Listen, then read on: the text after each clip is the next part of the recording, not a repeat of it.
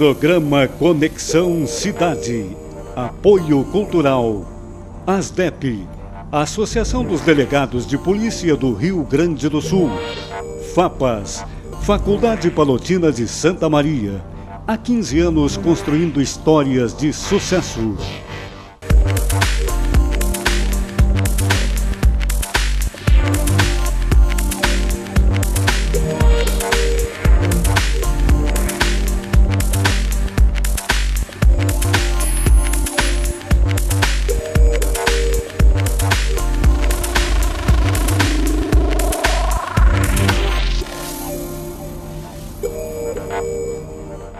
Olá, estamos iniciando o Conexão Cidade. Esse programa que você assiste pelo canal 19 da NET também pode ser assistido no próprio site da TV Santa Maria, pelo Facebook e ao final no YouTube. Nós estamos aqui hoje para fazer um programa especial de Dia das Mães e conosco estão essas mães e essas crianças maravilhosas. Está aqui conosco a Samira Durlo, a Michele Arigoni, a Valéria Brondani e a Ingrid Grabin. E nós trouxemos também os bebês, né? Porque a ideia do programa é o Dia das Mães. Então sejam todos muito bem-vindos. É um programa onde a gente pretende falar um pouco sobre o Dia das Mães e sobre todos os desafios que representam a maternidade. A Samira trabalha na área da saúde, a Michele é delegada de polícia, a Valéria é defensora pública e a Ingrid também era da área da saúde, mas agora está na área do direito. Então a ideia é que a gente tenha essas profissões e essas vidas diferentes e a gente possa falar um pouco sobre como é que a maternidade, como é que a criação e a convivência com esses bebês impacta nas nossas vidas em casa, na nossa vida profissional, que a gente sabe que impacta bastante.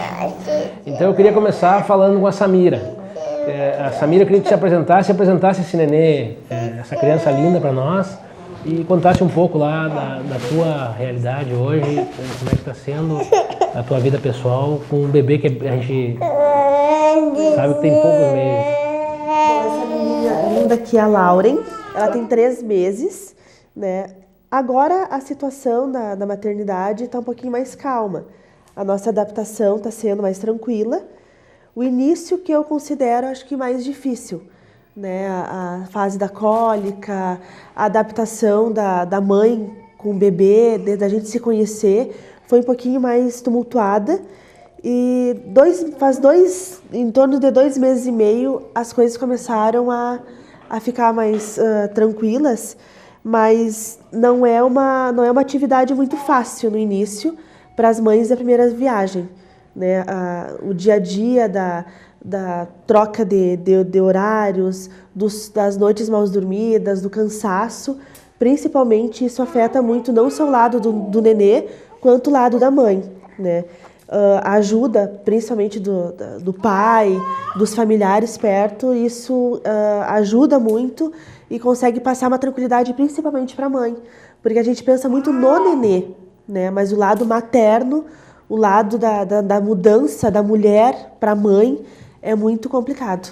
Eu passei bastante. E a Michele? A Michele trabalha na área policial, hoje está trabalhando lá na cidade de Ivoti, agora veio passar o Dia das Mães aqui em Santa Maria com a gente. E como é que está sendo? O Rafael já está aí com 1 ano e meio. Como é que tu consegue conviver? O Rafael, tu já voltou a trabalhar na Polícia Civil. Como é que tem sido essa adaptação? Bom, então aqui está o Rafael e realmente, quando a gente vira mãe, a gente se torna uma outra pessoa, com rotinas completamente diferentes. E por isso o início ele é um pouco complicado, porque muda completamente. Então a gente tem que entender como é ser mãe e conhecer o filho. E é uma fase complicada. Nos primeiros meses a gente se dedica só para a criança, então a gente tem muitas preocupações, é um momento mágico, mas cheio de preocupações. Então posso dizer até que eu confesso que não curti como deveria ter curtido em função dessas preocupações que às vezes se sobressaíam, né? Porque é uma caixinha de surpresas, a gente não sabe o dia de amanhã, então mãe de primeira viagem aprende uma coisa a cada dia. E a parte mais difícil, que eu julgo mais difícil, foi a volta ao trabalho, porque voltar a trabalhar a gente tem que se concentrar um pouco na profissão e um pouco na maternidade e foi bem difícil. E o que determinou, assim, o que aliviou um pouco aquela sensação do coração apertado foi o apoio da família, né? Porque, na verdade, a gente tem que dar um destino para o filho. A gente tem que passar horas no trabalho e o filho tem que ficar com alguém. Então, a gente tem que ter uma pessoa de muita confiança para cuidar dele, né? Então, eu tive o apoio dos meus sogros e do meu marido. Então, tornou um pouco mais fácil, mas eu confesso que ia trabalhar de coração apertado e muitas vezes eu me pegava pensando mais nele do que no meu trabalho. Então, realmente, é difícil ser mãe no dia a dia, na rotina, na correria. E a Valéria, pra ti que é defensora pública, né, isso impactou, tu teve que parar com a tua atividade profissional? Quanto tempo tu ficaste fora? Como é que foi? A Sofia já era um projeto da mamãe, né? Daí como eu já tinha bastante tempo da defensoria, eu consegui tirar licença-prêmio, emendar férias, e aí nós ficamos juntas sempre 11 meses. E desses 11 meses, 9 eu fiquei sem babá. Porque quando eu engravidei, eu pensava que se eu vou ter filho, então eu vou assumir o papel de mãe mesmo. Hoje em dia eu não penso assim mais, que eu vejo que é uma loucura. É complicado a gente ficar sozinha assim. Mas foi legal, uma experiência nova para mim. O que faltava na minha vida era ser mãe, né? E acho que assumi com toda a vontade. E apesar de todas as dificuldades, porque faz 1 ano e 7 meses que eu não durmo, né? Uma noite inteira é impossível, no máximo umas 4 horas. Mas a gente vê que tem muito mais força do que imagina. Como eu já estava contando antes, eu já consegui fazer 2 júri e um julgamento na auditoria em 1 semana, sem dormir. A gente consegue fazer muitas coisas sem dormir, coisas que imaginava que antes era impossível, né? Eu acho que eles dão muita força pra gente. A gente descobre uma força que achava que não tinha. Isso é legal. E ter um bichinho assim em casa, a gente que só tinha gato, né? Agora tem um nenezinho crescendo e ver cada dia uma coisa nova. Cada dia a gente descobre uma coisa nova com ela também. É muito legal. É uma experiência muito legal. E eu acho que a gente tem que ter um filho, sim. Pelo menos um tem que ter. Porque é trabalhoso, é bem trabalhoso, mas é diferente. E é muito bom. E a Ingrid? Ingrid, o que tu encontrou de maior dificuldade aí? Porque foi uma mudança muito grande na tua vida com a chegada da Isabela. Então, essa mocinha é a Isabela, né? E foi, assim, uma das maiores alegrias, a maior alegria da minha vida. E no momento de sair de casa, de voltar às minhas atividades, eu compreendi aquela frase que eu sempre ouvia, que ter um filho é ter o coração batendo fora do corpo, né? Então eu ia para aula, como as gurias já falaram aqui, eu ficava pensando, tá, e como é que tá a Isabela? Aí de 5 em 5 minutos eu mandava mensagem para a mãe perguntando como é que ela estava, né? Mesmo sabendo que estava tudo bem, mas eu tinha aquela insegurança, né? A gente se acha assim, super poderosa, que acha que só com a gente fica bem, né? Então eu tinha assim muitas preocupações, medos e tudo mais. Mas no decorrer das coisas tudo vai andando e se acalmando. E acho que é isso. Nós estamos então vendo que realmente as crianças impactam muito na nossa vida. E o que vocês veem assim de mais dificuldade para a mãe de primeira viagem? Todos aqui são mães de primeiro filho, né? O que vocês encontraram com maior dificuldade? Olha, para mim foi as preocupações de saber se a gente está fazendo as coisas certas, se o bebê está chorando, a gente está conseguindo distinguir se o choro é por fome, está com a fralda suja. Então, na verdade, foi o que a Valéria disse, a gente não consegue curtir bem o início da gestação, porque a maioria do tempo a gente fica preocupada. Se conhecendo ainda, Se conhecendo, para ver se a gente está fazendo a coisa certa, medo que aconteça alguma coisa com o bebê, por ser um ser tão pequeno, tão frágil e que depende da gente para tudo. Então essa foi a maior dificuldade que eu tive. E na maior parte das vezes, eu falo um pouco, porque eu também sou um pouco pai e mãe, né? É a experimentação, né? Tudo a gente começa... A experiência nos traz... Vai testando, testando o que é o choro. Hoje a gente consegue entender que o choro é de sono, o choro é de fome, fica mais fácil. Mas no início é E complicado. na hora de ir pro trabalho, como é que tu faz lá, Valéria? É fácil de sair, deixar a pequena em casa? Como eu estava contando, tem que ter muita criatividade. Agora eu saí de casa porque ela passa hidratante na boneca, bota a mão inteira dentro do pote da hidratante. Mas aí tu negocia com ela para poder sair e fazer Sempre isso? tem que ter uma brincadeira nova cada dia. No verão era banho nas bonecas, agora é passar hidratante. Eu fiz uma caixa de arroz, que ela brinca, em vez de brincar na caixa de areia das gatas, ela brinca na caixa de arroz. E cada dia é uma coisa nova. Porque ela é muito apegada e é muito difícil para conseguir sair de casa. Mas aí tu dá tchau e diz a mãe tá indo trabalhar ou tem que sair Eu tento sempre contar, tudo que eu li, foi orientada que não mentisse, né? Eu tento dizer, mas na hora de sair eu tenho que fugir. Ela tem que estar entretida com alguma coisa para conseguir sair de casa. É sempre um suador. Eu nunca passo frio. E tu, Michelle, lá como é que tu faz para ir trabalhar? Na verdade a gente sai de coração na mão, né? Mas eu sempre explico, ele entende e ele percebe que eu também saio angustiada. Então eu já estou programando para que eu também não passe essa sensação de angústia para ele, para que ele se sinta melhor, porque eu sei que ele está bem, de manhã ele fica em casa com uma pessoa que me ajuda. Ele fica com a pessoa que te ajuda em casa. De manhã ele fica em casa e à tarde ele vai para a escolinha. Então ele ainda não se adaptou 100%, mas ele está sendo bem cuidado, ele está brincando, ele está dormindo, ele está se alimentando bem, mas ao mesmo tempo ele preferia ficar com a mamãe e o papai em casa. Veja, Sempre. Que tempo esse que nós vivemos, né? Que as crianças aí com 1 ano e meio estão indo para a escolinha. E a Isabela, nos conta da rotina da Isabela. Bom, a Isabela com 1 ano e 6 meses... Até 1 ano e 6 meses ela ficou só comigo, né? Comigo e com a minha mãe, às vezes com a minha sogra, às vezes com o Marcelo. E aí com 1 ano e 6 meses eu também comecei a trabalhar e com as aulas à noite, e aí nós optamos por colocá-la na escolinha de manhã.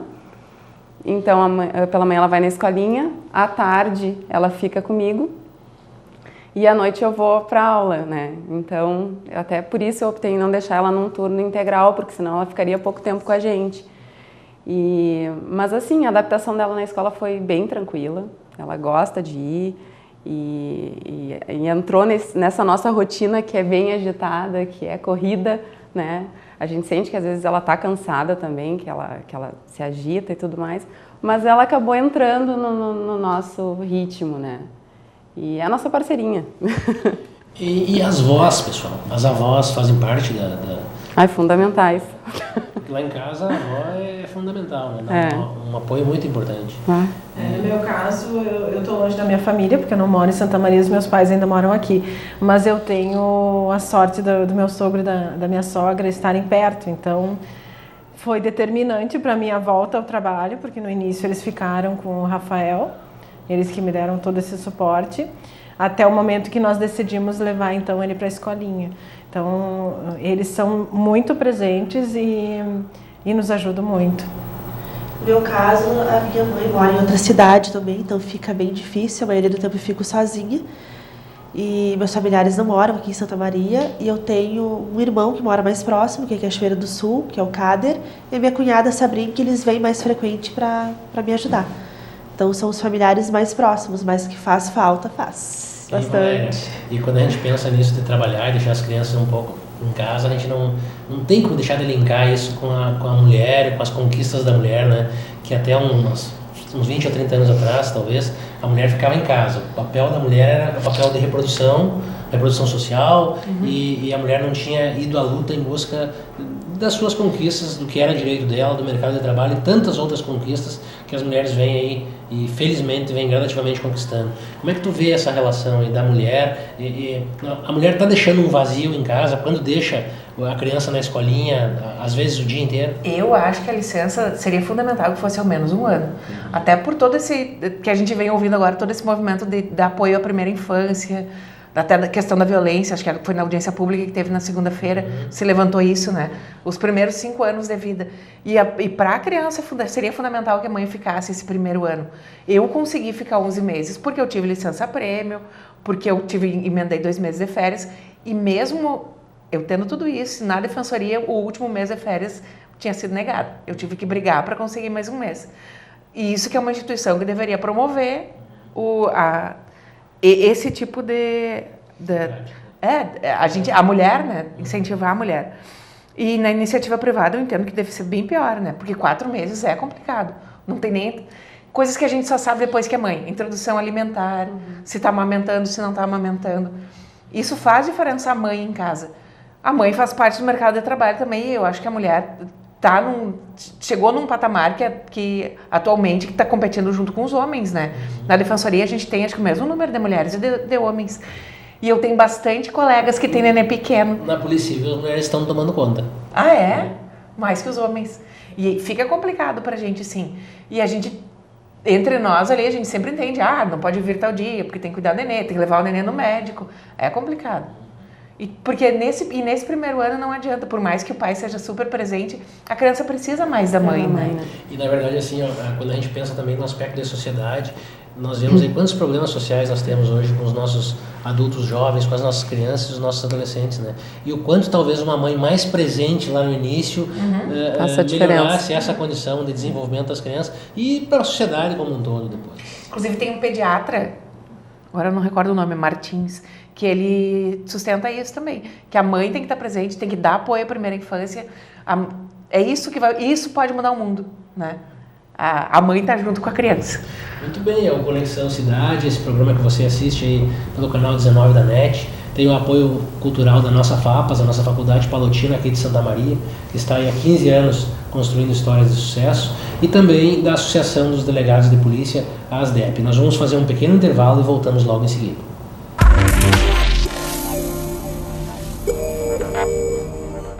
Programa Conexão Cidade. Apoio Cultural. ASDEP, Associação dos Delegados de Polícia do Rio Grande do Sul.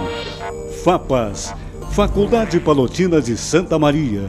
Há 15 anos construindo histórias de sucesso. Na vida, você tem muitas escolhas. Qual caminho seguir? Qual escola estudar? Qual profissão atuar? Em quem confiar?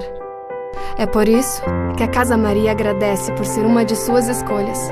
Casa Maria, amparo assistencial a pessoas em tratamento oncológico.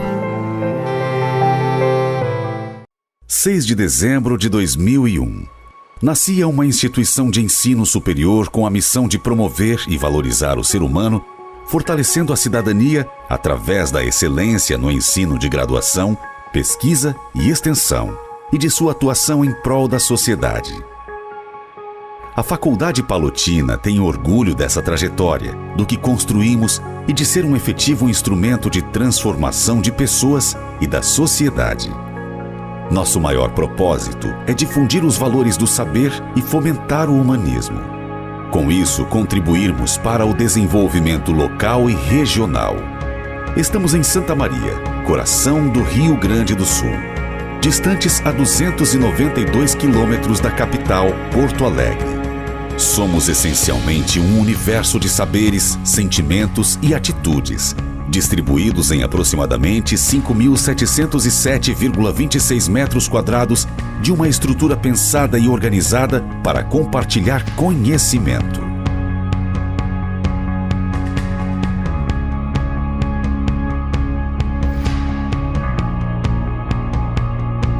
Somos uma faculdade cristã católica, democrática e sem fins lucrativos, que olha de frente para os problemas sociais da nossa realidade local e regional dentro dos preceitos do nosso fundador, São Vicente Pallotti. Somos mais de 600 mentes pensantes que colaboram para o crescimento e desenvolvimento da nossa cidade, através de projetos educacionais, sociais, culturais, ambientais e de empreendedorismo. Somos FAPAS. Somos o Universo FAPAS. Administração.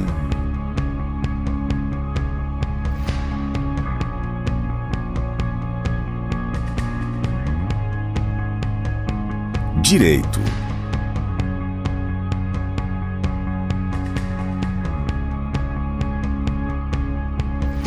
Filosofia.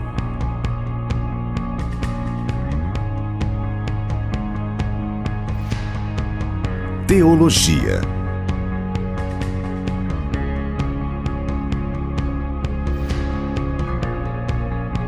As atividades acadêmicas e a produção de conhecimento são fomentadas através de programas didático-pedagógicos, grupos de pesquisas e produção científica.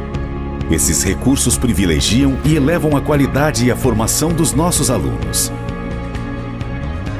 O nosso compromisso social está na interação com a comunidade através de projetos de extensão voltados para o desenvolvimento sustentável, a solidariedade e a melhor distribuição social da nossa cidade.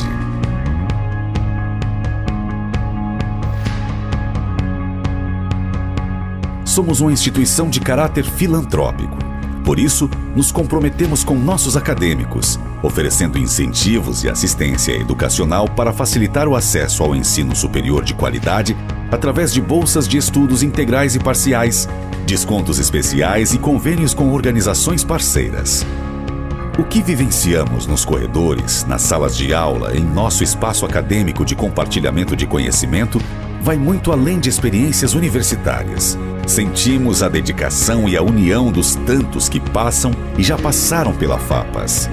Daqueles que construíram e constroem diariamente conosco as imagens do que fomos, do que somos e do que queremos ser no futuro. Homens e mulheres cheios de sonhos que mudaram os rumos de suas vidas pessoais e profissionais e, com certeza, o nosso também. O que queremos para os próximos anos é continuar semeando grandes ideias em constante atualização, promovendo iniciativas transformadoras, sempre em defesa da dignidade humana, da justiça, da solidariedade e, sobretudo, da vida. Queremos investir cada vez mais no nosso maior patrimônio, as pessoas que fazem e farão parte da construção dessa história. Estamos entre as melhores instituições de ensino superior de Santa Maria e vamos avançar cada vez mais, focados na valorização do homem e poder da transformação social. A história que recomeça nesses 15 anos terá como cenário esse espaço privilegiado do saber para seguir escrevendo e unindo outras tantas histórias, unindo sonhos e aprendizados, formando e renovando o nosso universo FAPAS. Somos FAPAS. Somos administração, direito, filosofia e teologia, mas somos, sobretudo, uma história de todos nós. A vida nos apresenta desafios, mas o que procuramos é viver sempre bem e feliz. Somos unidos por sermos especiais. Afinal, se fôssemos iguais, tudo seria tão sem graça. Ainda bem que viemos para fazer a diferença nesse mundo.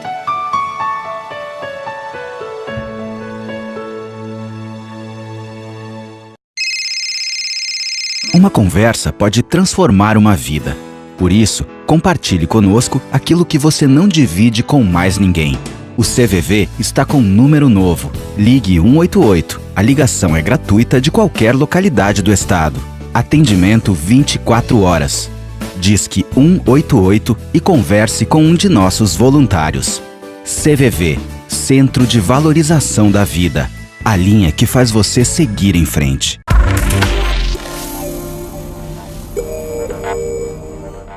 Retornamos no Conexão Cidade, esse programa que tem o apoio cultural da FAPAS, Faculdade Palotina de Santa Maria, e da ASDEP, Associação dos Delegados de Polícia do Estado do Rio Grande do Sul. Nós estamos falando hoje sobre o Dia das Mães, sobre a maternidade e sobre a mulher. E eu queria iniciar esse segundo bloco falando da amamentação e começar falando sobre algo que é uma lenda urbana, que às vezes as pessoas nos perguntam se é verdade que uma mulher, se estiver amamentando em público, se ela estiver com o seio de fora, isso é um crime grave. Isso é um absurdo, né? A amamentação eu diria que hoje é um direito fundamental, né, doutora defensora pública? A amamentação é tudo de bom, as crianças precisam da mãe, precisam do leite materno, por diversas circunstâncias. Como é que é essa questão da amamentação? Como é que isso interfere? Eu já ouvi absurdos, inclusive, de que a amamentação seria essencial até os 6 meses e que após isso seria incentivo para família pobre, para a criança não ficar sem alimentação, o que eu acho um absurdo. Tem vários estudos de que eu estudei bastante a respeito disso. A Sofia tem 1 ano e 7, eu ainda amamento exclusivamente, ela não aceitou nenhum outro tipo de leite. Nem bico ela pegou também, assim como a Isabela, né? E isso para mim foi uma grande vitória, porque desde que eu engravidei o que eu mais queria era amamentar. E todos os benefícios que tem na amamentação para a criança, né? Tanto contra a obesidade, inteligência, quanto a imunidade. E eu acho que a gente tem que promover, nós mulheres, a gente tem que promover isso. E não como era no tempo da nossa mãe, que era legal fazer cesariana, que não podia amamentar, tinha que dar fórmula. Eu acho que a gente vai mudando essa mentalidade também. E não é só a família pobre que tem que amamentar, todo mundo tem que amamentar.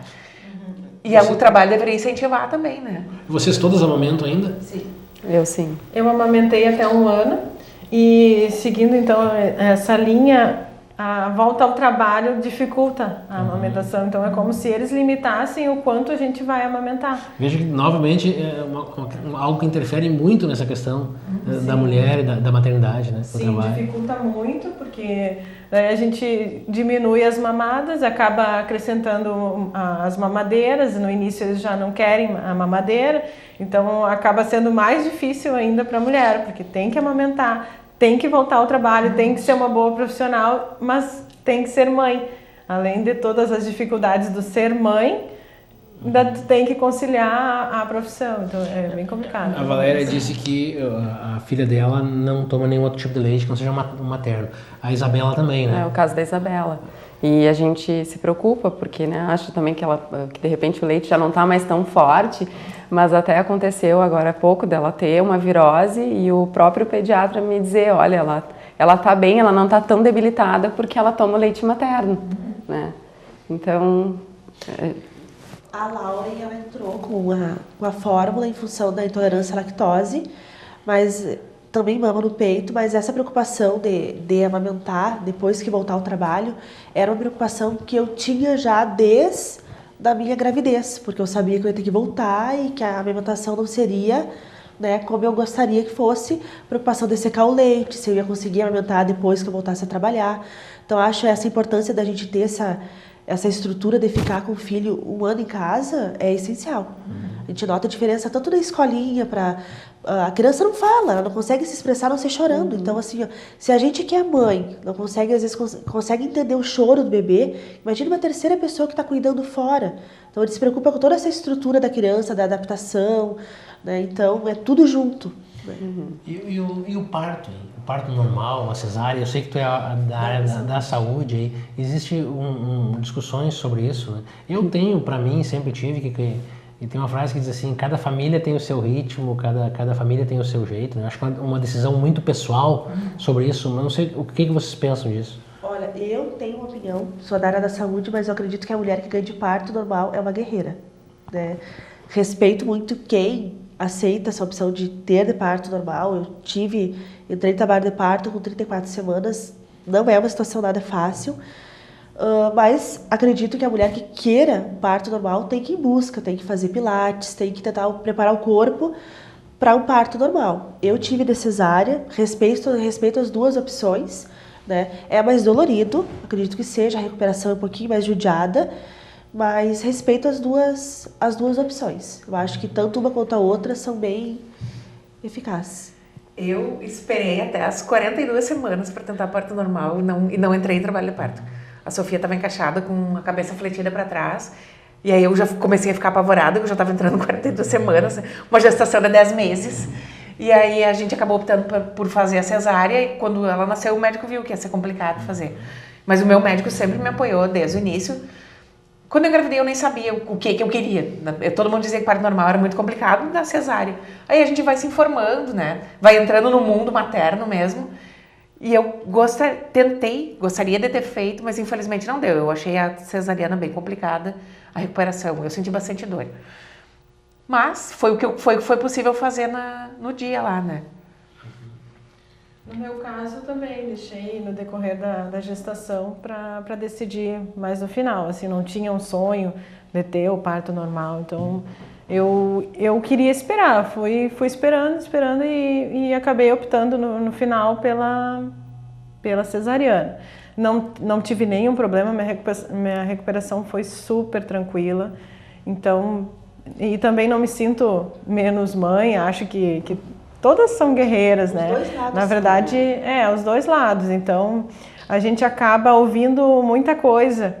Muita gente se mete, em todos os aspectos, não só no parto. Eu acho opiniões. É uma decisão muito peculiar de cada um, de cada família, da mulher. Tem que respeitar os dois lados. Depende da estrutura da mulher. E o que a gente ouve falar e é claro que a gente não tem essa aptidão na área médica, talvez você saiba, é que a criança no parto normal ela poderia ter uma imunidade um pouco maior, porque ela já nasce uma guerreira, já nasce lutando para poder sair. A criança está pronta, ela decide quando ela quer nascer. A cesárea, tu agenda um dia, um horário ali. Seria um fisiológico. Mas a gente esperar o trabalho de parto também, né? Que é quando a criança está pronta. Isso. Mas hoje em dia o parto não é como antigamente, que era uma coisa mais domiciliar, aquelas coisas mais antigas. Hoje o parto normal ele é um assunto muito falado, parto humanizado. Os obstetras eles colocam isso como uma parte da mulher, do filho, né, uma parte bonita que antigamente era uma coisa mais... Era para nascer de parto normal porque não se tinha condições. Então hoje o parto normal é outros olhos. Por que de parto humanizado? Porque tu tem uma estrutura de profissionais à tua volta, de um obstetra, uma enfermagem da parte da obstétrica, o obstetra junto contigo, é todo um trabalho feito, né, para o momento da mulher, que ali uma parte dolorida, né, uma situação dolorida, ser um pouco mais tranquila. Toda a equipe da saúde trabalha junto, né, para que aquele momento seja o mais tranquilo, mais natural possível, né. Até para a criança, porque às vezes a gente sabe que o parto normal ele é mais dolorido, ele é uma situação mais tensa do que uma cesárea que tu é anestesiada, né, e nasce. Tu não sente, a mãe não sente aquela dor no momento. Então a preocupação é com a criança e com a mãe. Então o parto humanizado é o que se tem buscado, né? Claro. Mas a realidade não é sempre ele acontece. A gente tem vários casos na defensoria. Claro. Que problemas no parto em razão dele não ser nada humanizado. Nada né? humanizado. Escuta, e o pai, hein? O pai ajuda ou não? Como é que é? O pai lá em casa ajuda. Vai dizer que não. Vai dizer que não aqui na TV. Qual é o papel do pai? É de extrema importância, assim. É fundamental. Eu acho que nos momentos em que eu fiquei tensa, que eu fiquei insegura, sempre teve ali ao meu lado para me acalmar e para conseguir pegar a Isabela e fazer o melhor naquele momento, né? Então, eu acho que o pai é muito importante. E o Thiago, Michele? Sim, o pai é determinante. Hoje os pais, eles acabam se tornando mãe também em muitos momentos, né? Porque a gente tá naquele momento de tensão, naquele ciclo, assim, não sabe o que fazer, daí o pai vem, parece que vem para salvar, né? Então, antigamente os pais não participavam tanto, né? Vem para salvar. Na verdade é o seguinte, a mãe vai, quando esgota, o pai vem porque resgata. E aí o pai tem que cuidar da mãe também, né? A gente nem comenta, isso aí daria um outro programa, né? E às vezes o que acontece? Daí a gente vai lá e resgata e parece que resolve a situação, mas porque tira a criança daquela vibe, daquele momento ali, né? E aí tu nota que tu tá estressada, a criança não se acalma, e chega o pai, com toda a tranquilidade, pega a criança e acalma e tu fica olhando assim, ó. Daí tu vê que realmente a parte do pai é fundamental. Sabe que eu tenho uma teoria sobre isso, quando a Isabela era pequenininha, às vezes ela ficava mais confortável comigo ou com meu sogro. Ela gosta muito do meu sogro, né? Que ele é um homem alto, grande. E eu tenho uma teoria assim que ela era muito pequena ainda, que talvez o próprio conforto dos ombros largos da pessoa maior, né, isso dá uma segurança maior para a criança. Mas é apenas uma teoria. E o que mais da maternidade? É bom ser mãe? É maravilhoso. Sim, não tem experiência melhor. É o que eu digo, a gente descobre uma força que achava que não tinha. Mas uma coisa que ninguém fala também, os primeiros meses eu acho que são mais complicados. Além da gente estar se adaptando com um bebezinho, né, uma vida nova, a gente tem muito hormônio. Logo após o parto, quando baixa a progesterona, a mulher começa a perder cabelo, né? Aí começa a enlouquecer e a gente chora por nada, fica louca. O puerpério é uma situação real. É porque, na verdade, o puerpério ele acaba sendo o contrário do que ocorreu antes da gravidez, né? Que a mulher recebe uma descarga hormonal, uma preparação, fica tudo funcionando 110%, é isso? E depois baixa um pouco. Na gestação tá no auge da gravidez. gravidez, as pessoas que já têm filho, elas chegam pra ti e falam, dorme, descansa, né? Porque tu nunca mais vai dormir, porque tu vai comer quando dá. E aí tu fica olhando aquela pessoa, eu digo por mim. Eu pensava, gente, mas que pessoa negativa. Não vai ser assim, eu vou conseguir dormir, eu vou conseguir me alimentar. Então, assim, ó, pra mim eu fiquei numa ilusão, sinceramente, da gestação. Quando a Lauren nasceu, quando ela chegou em casa, que me caiu a ficha. Então, assim, aquela primeira semana eu chorei litros. Porque a adaptação de eu entender que aquele meu sonho da gestação não existia, que era uma realidade totalmente diferente. Então, E o que vocês pensam no futuro, a partir de quando a criança nasce, assim, não mudou? Como é que funciona isso? Os nossos objetivos, nossas metas, o que a gente tem? Sim, no momento que a gente já descobre que está grávida, a gente já vira outra pessoa. A gente já fica mais sensível, a gente já começa a fazer planos, e a gente descobre uma outra mulher. E no momento que nasce, então, aí vira de cabeça para baixo. Muda totalmente. Eu vejo pra gente, no homem, né? Quando a gente é solteira, tu quer ter um Camaro, tu quer ter um Porsche. Aí depois que tu tem filho, tu pensa em ter uma van, comprar uma caminhonete maior, uma mala. Então muda muito a vida da gente, né? Eu saio pra comprar alguma coisa pra mim. Quando eu vejo, eu tô vendo alguma coisa pra ela, assim. E já esqueci totalmente do que eu tinha ido comprar pra mim. E não só isso. Eu acho que a gente quer ser melhor, né? A gente acaba sendo. E assim... Ocupar melhor o tempo junto com as pessoas também, né? Tá. Agora viajar, uma porque a Sofia nunca quer ficar na cadeirinha. É complicado para ficar muito tempo dentro do carro. Mas eu nem me importo. Eles queriam sempre viajar, férias, viajar. Agora, só estando em casa, estando junto na pracinha, já tá ótimo. E a vacina, médico, como é que é isso? A estrutura do pediatra na vida de uma mãe e de um filho é essencial. Tu ter a segurança de um pediatra bom, que esteja contigo, que te atenda nos horários que tu tem alguma dúvida, principalmente a gente na primeira viagem, que tudo é diferente, hoje o pediatra essencial. deve ser um escravo do WhatsApp. Escravo. Nós, na área da segurança, que a gente é um escravo do WhatsApp. A primeira pessoa que eu penso é o pediatra. A gente já tá lá. Médico, toda hora, né? Ainda bem que tem essa facilidade, porque se não tivesse, a gente ia ter que esperar um contato de consultório, então as redes sociais, elas ajudam bastante. Sim, o nosso pediatra também. A gente acaba tendo uma relação de amizade, então o WhatsApp faz parte do dia a dia e às vezes até uma pergunta boba, a gente já acaba perguntando para o médico, às vezes até louco de vergonha, mas acaba perguntando, né? O pediatra e o obstetra, porque na parte da primeira gestação, o obstetra é fundamental. Primeiro é fundamental. E o que foi que vocês poderiam trazer assim de lembrança de um momento assim que se preocuparam muito? Algum momento que vocês acharam complicado desde que a criança nasceu? Olha, a Lauren, ela teve uma reação do rotavírus. Então ela começou com sintomas e na mesma hora mandei um WhatsApp pro pediatra e ele já conversou comigo ali. E ela teve internada na CTI também, então assim, antes de eu ligar pelo WhatsApp, eu já estava conseguindo resolver, me ajudou. Então foi assim, Mas era rotavírus? Era rotavírus. Era da rotavírus. Então ele foi fundamental, assim. Do que foi uma reação? Foi uma das reações, ela teve uma colite, uma gastroenterite mais forte em função do rotavírus, né? Então ela começou com diarreia, vômito, perdeu o apetite. Teve que internar na CTI para poder investigar uma possível invaginação intestinal. Né? Então eu tive toda a estrutura de pediatra, cirurgia pediátrica. Quantos meses ela tinha quando isso ocorreu? 2,5. 2,5. Pouco tempo. E o que poderia ter sido feito de forma preventiva para que isso não ocorresse, sabe? Não tem como ter uma prevenção, porque a criança tem que realizar as vacinas primeiro para poder ver o que vai dar de reação. Se fosse uma invaginação intestinal, conforme eles me passaram, a criança possivelmente não vai tomar mais a rotavírus.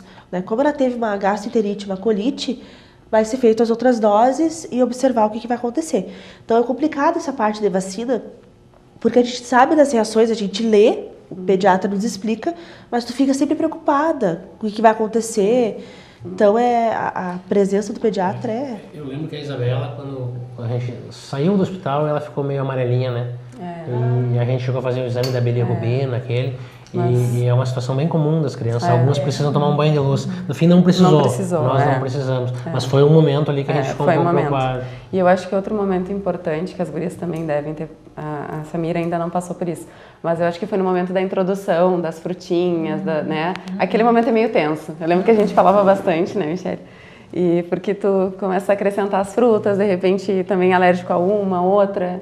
E é um momento complicado, né? Depois a comidinha e é um momento que marca, assim. Sim, até a gente sabe o que gosta, o que não gosta, o que vai aceitar.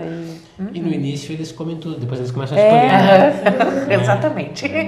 Eu era bem chata, assim, eu que fazia todas as papinhas da Isabela. Meus filhos eu ia procurar receita e fazia tudo, e então queria sempre fazer alguma coisa diferente, até... E aí tá valendo a pena? Vocês pensam em ter mais 3 ou 4 ou 5 filhos ou não? Encher uma casa de filhos? Olha, no momento eu não penso, mas tem um projeto a longo prazo. Mais um, mas não se O problema é sabe. que isso implica no trabalho, no dinheiro, tudo. na manutenção, né? Eu já tenho tendinite no braço, protusão da coluna. Tô quebrada. Eu já não tenho mais idade também. Sabe que eu tenho uma ideia assim, ó, que a gente curte cada momento deles, sabe? Quando é a primeira vez que eles nos abraçam, a primeira vez que eles olham e sorriem, a primeira vez que eles falam. Cada momento é um momento de muita felicidade para eles e para nós, né? Então eu imagino assim que as pessoas dizem, cria 2 juntos que é mais fácil. Mas me parece que tu acaba perdendo de curtir esses momentos, né? E então talvez ter um espaço entre os filhos tu consiga curtir um e curtir outro. Sem falar nas experiências que a gente tem. Às vezes, né, Ingrid, às vezes a gente fica mais tranquilo por talvez já ter passado por isso. Exatamente. Sim. No início, quando eu pensava em engravidar, eu sempre pensei em ter mais de um filho, queria ter junto um do outro. Uma diferença de 2 anos seria o ideal, eu pensava assim. Aí no momento que o Rafael nasceu, eu fiquei 7 dias que eu não saí de dentro do quarto praticamente. Era um calorão no ar-condicionado. Daí eu levava no médico, levava o guri todo encasacado. Chegava lá a médica, mas o que é isso? Tá 37 graus ali fora. E eu naquela neurose, naquela super proteção. Aí agora eu penso, não, eu vou esperar mais um pouquinho. Mas eu quero ter outro filho, mas eu ainda vou esperar mais um pouco. E como disse a Valéria antes, né? Eu acho assim que vale a pena. As minhas amigas que perguntam, eu digo, elas convivem comigo e compartilham dos meus cansaços, das minhas angústias e tudo mais. Mas eu sempre digo, olha, é maravilhoso ser mãe, né? Sejam mães. E é maravilhoso quando tu olha para eles assim, tu vê aquele sorriso, ou então eles chegam e te dão aquele abraço. Isso aí apaga tudo, né? É um cansaço que a gente tem, mas quando a gente olha, a gente tira compensa, forças. Né? Sim, é muito prazeroso. Compensa. E acompanhar um ser descobrindo a vida, né? Ela tá descobrindo o mundo. Tá descobrindo Isso é incrível. E nós temos a missão de ensinar essas crianças, né? E elas nos desafiam e a gente, né, tem que ser melhor, a gente... Elas são nossas cobaias, na verdade. Então nós vamos agora pedir que tragam as crianças para a gente fazer o fechamento desse programa, que o tema é o Dia das Mães.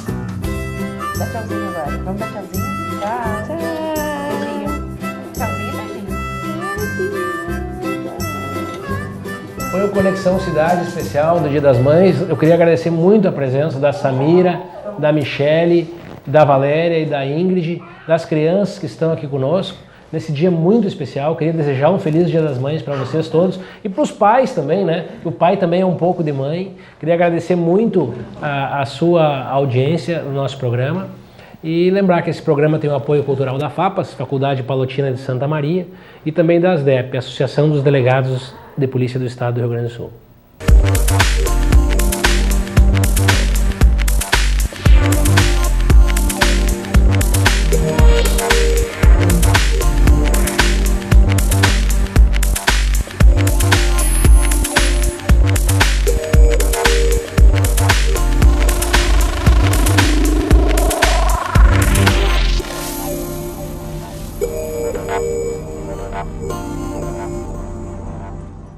Programa Conexão Cidade. Apoio Cultural. ASDEP, Associação dos Delegados de Polícia do Rio Grande do Sul. FAPAS, Faculdade Palotina de Santa Maria. Há 15 anos construindo histórias de sucesso.